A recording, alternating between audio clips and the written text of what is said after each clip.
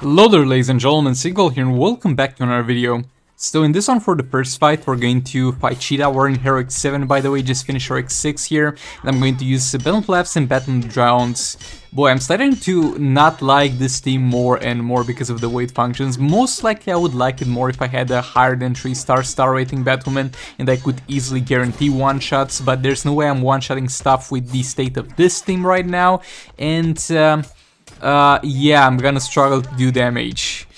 We have Beta Club on Battle Flaps at level 9, we have a level 8 God Killer and a level 4 Promethean Sword for the passive stats. And over here I tried to kind of get some percentage hell damage before stacking Lethal Brainiac, not sure how efficient that was, and Cheetah is just giving me a hard time. She just doesn't want anything to do with this team. She knows she can't kill me, right? Because she's a tier 1 boss, she does no damage. She's trying to annoy me out of the fight, and she's almost successful enough of that. I have Brainiac here starting to stack some lethal to get those values in there with them laughs and our special one. And super move that did nothing but place me again in the middle of the field so she can have free way to do her stuff. Also, I think there's another problem with Battle Drowned, as you might have seen there. I don't think she really has a tag in attack or a proper tag in attack, or in some situations at the very least her tag in attack might get interrupted. But yeah, not having the best of times on taggings with her, and she gets hit in some situations where I think she shouldn't get hit. Like, not always is not as bad as other characters on release, but I still think her tag and attack might use some work. Don't last back in there trying to get some percentage damage in there. Oh boy, my bad there. I'm not used to fighting Cheetah, okay? I did not know that that third special was so long in terms of the animation. I did not know, and I forgot to block the last part of it. Brainiac also gets hit there. Again, she does absolutely no damage to any of my characters, but she's just trying to annoy me out of the fight. A special one in there. That's great because I can't really tell how many lethal stacks actually I can, because it's on Brainiac, never mind. But that doesn't change me hating the way the debuffs are displayed on her, because why would I need to know that she's got super move available? Like for real, my dudes. What usefulness does that information have for me? Also, back on the topic of useless information, I had to stop the recording for a moment because my girlfriend just told me that she's going to be here in 15 minutes and bring food, and yeah, I couldn't be happier. Bro, like for real, if your girlfriend doesn't randomly bring you food, then you're doing it wrong. Also, she's wondering why I'm getting fat. Well, guess why I'm getting fat. But yeah, back to the fight. We're dealing decent dot damage, but most of the fight is over now, just a few seconds left. This is one of my worst performances with Battle Flaps. Dark Metal team. I just don't like how this team functions. I just don't. Now, it's okay though, Cheetah is not gonna be long for this world because we're going to have the Batman Ninja team, quickly dispatch of her. I'm going to fast forward this because it's going to be just a Beta Club, combo interruption, third special into second special Batman Ninja team. The only interesting thing I can discuss here is the dot values that we're getting, and it's fine. I think I literally have the same passive stats that I have on Advent of Chaos. Now I actually can't wait for Advent of Chaos to be back, because now that I'm soon enough gonna get my Sword of Salvation to level 10 and my Sword of Sin is already level 10, I can finally start working on the Trigon Staff, because the Trigon Staff is a good artifact in Arena 9 Champions. Arena 9 is fun to use, but it's kind of useless in Raids and Soul Raids. But it will be useful for the passive stats, and I can also have some fun with it. So yeah, I can't wait for that. It'll be a long time, because as somebody pointed out, by the way, if you're wondering about the Soul Raid rotation, they seem to put them in the order of release, with the new Soul Raids whenever they release. So basically we get them in order like Dawn of Apocalypse, Rise of Krypton, Advent of Chaos, The Last Contract, Dark Knights, and On Ice Soul Raids. And whenever a new Soul Raid is coming out, you're going to get it placed wherever it is that it comes out, and then after that placement is going to be put in its release order place, most likely, or at the verse that seems to be what they kind of do nowadays. Though yet again, that is subject to change. I think we have too many Soul Raids at this point, especially with the Zatanna Soul Raid incoming. So A quick fix to this, I'm not saying they should not release new soul raids, because soul raids are kind of the most entertaining game out of this game, if you ask me. But I'm just saying they should do a little bit of 2 soul raids at the time active. I think that would fix a lot of problems. So yeah, here we have the Mr. Freeze Raven team, with no way to power drain him except for Raven basic attack hits. Against Grodd, he's got a shield, obviously, but it's okay, because all we need to do is to get him frozen. While he's frozen, he can't use shield, so he can use his special one with Raven. The thing that I did not really count for it was that I would get heavily damaged if he blocks my special 2 with Mr. Freeze, but it's fine, we're going to manage. So here we have 5 darkness stacks. Again, this team can destroy anything if you have Raven plus Mr. Freeze with Beta Club. But yeah, there we go. Almost getting killed by my own special 2 there. We need to be a little bit careful in that regard. And the first attempt to get him to get into that did not work, but it's okay. We'll tag Raven back in there into a special 1. No way he used shield there because he just used a special, so that means there's a window of opportunity for us. Mr. Freeze in there, I'm gonna back off and use a special 2 like that, because if it's from longer range while the missile is flying, he's gonna try to block, and then he's like, oh, the danger is gone, and then he gets hit. So yeah, that's about it. That's all we needed, really. Like one freeze into a Beta Club jump attack. That's about it for this fight.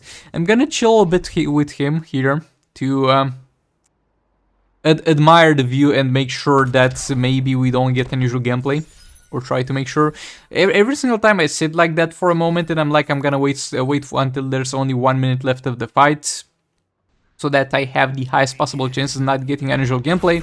Then I just get bored and hit, and I'm like, it is what it is. Let's just get this over with. And thankfully, no unusual gameplay there.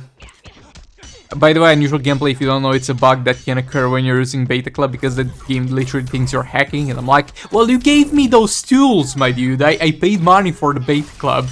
You kind of put this in my options list. Why don't you register it as a valid way to not get unusual gameplay? I think a easy way to sort things out, like a quick fix to this problem, because nowadays you're getting unusual gameplay in 2 situations. For the pay to win is whenever they use Beta Club, and for the free to play it happens with Deathstroke. Can you do it so that Deathstroke can't get unusual gameplay ever and Beta Club can't get unusual gameplay ever? I don't think it would be so game breaking. And then you might be like, well, Sigvald and the people who are hacking and using God mode are going to spend money until they get Beta Club and then use Beta Club on every single fight and never get unusual gameplay. Look, at that point, if I spend the money to gamble for the Beta Club, and it's not cheap unless you get crazy lucky, I think they have gotten their money's worth out of you to the point that they shouldn't really care if you're hacking the game. At that point, you have bought the equivalent of 2 or 3 AAA games to get a Beta Club. I don't think it really matters at that point, and it would mainly help out players who don't actually hack the game, not have that frustrating experience. But yeah, that's just my opinion. Let me know in the comments what you think about that one. Over here we have Kimflant Sakomen with Nora Snow Globe. In this one, I'm trying to spam jump attack, but at some point I'll rush it and she blocks and I get killed. Well, rip. King gets hit there and Archon gets summoned. It's fine. We'd have waited a bit more to have more energy before getting the second clone in there, but it's fine. Third special in there. Engage the combo. And look, this is my fault here. Yet again, get blocked and get killed. I'm being lazy. Actually, not get killed. I'm being lazy. What I should have done here with the clone actually was just combo interrupt after 2 hits, because I can do that reliably enough. Boy, that was a fast transition into a block. This Harley's not having any of it here. By the way, we don't have any. Actually, no, I'm lying. I have level 4 Prometheum Sword for passive stats in here, but I have Firebox on Dr. Fate, because if I put God Killer and get all that passive health, then Kimflant Sakomen would have just literally never died. So yeah, that's a little bit unideal. Another third special in there. Re-engage the combo. Dr. Fate back in there. Kimflant Sakomen back in. Into a super move, 2.8 mil damage. Amazing stuff here. And yeah, that's gonna be about it for this fight. Now, look, you know that I have told you.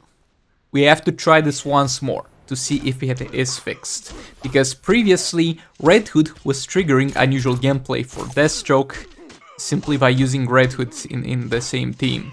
It did not matter how many special 2s you were getting out of the win or how much percentage hell damage you were doing. It just did not matter, you're simply getting unusual gameplay because of the time extension. And that sucks, because Red Hood with Deathstroke is gonna be the best combination, because in 3 minutes of fight, Deathstroke simply does not have enough time to do all his percentage hull damage. Granted, you get the best out of every single clone. So we're gonna try it again to see if it's fixed. And trust me on this one, it's definitely going to be Red Hood if there's a problem, because in this one I really did a little bit of a bad job in terms of getting my percentage hull damages in there. So it's not gonna be a situation where it's gonna be like, oh, you did too much damage. Nah, bro, I did so much more in other fights. Super move here. There we go. Also, we got all the percentage hull damages out of the way with the base Deathstroke, which I failed to notice first time I played this until before I got him back in the fight and tried to do a little bit more. But yeah, this clone did not have the best of times. And this Captain Cold specifically is not gonna be a great opponent, because his special one is map wide and there's nothing you can do about it. Getting hit here again, that's fine. Get the second clone in there. Special 2, it gets blocked, I get hit, and thankfully it does not use a special. Now we're going to try to push him to the corner. There we might stand a chance to do something. It's something weird about different characters that have the same movesets, and I think it's the most visible with the Batwoman Drowned, who works on the Influence Aquaman moveset and Aquaman moveset, but is far faster and can actually do an infinite combo. So, normal Captain Cold, you don't care, that man is slow, that man has slow basic attack hits, but Multiverse Captain Cold is on steroids and attacks you far faster. So you need to be careful, not necessarily that he's that hard to combo interrupt, but that's hard to have your brain click there to be like, yeah, I'm not fighting Captain Cold, actually, I'm fighting Multiverse Captain Cold, because you would try to combo interrupt him the same way at the same pace as you interrupt normal Captain Cold, and you would get destroyed because this man hits faster. Another special 2 in there. And I failed to combo interrupt. And at this point, I see that also we don't have any percentage health left on Deathstroke. And look, I'm gonna be honest here, I did a terrible job with this team here. I really did a terrible job. We could have done so much more damage. So the amount of damage that we did, it's not going to be the problem. It's Red Hood being in there and extending the duration of the fight. So yeah, if anybody that works in the development, though I doubt it, at the very least not for this video, but this is the problem, we have identified it. Red Hood is simply the cause of Deathstroke Special 2.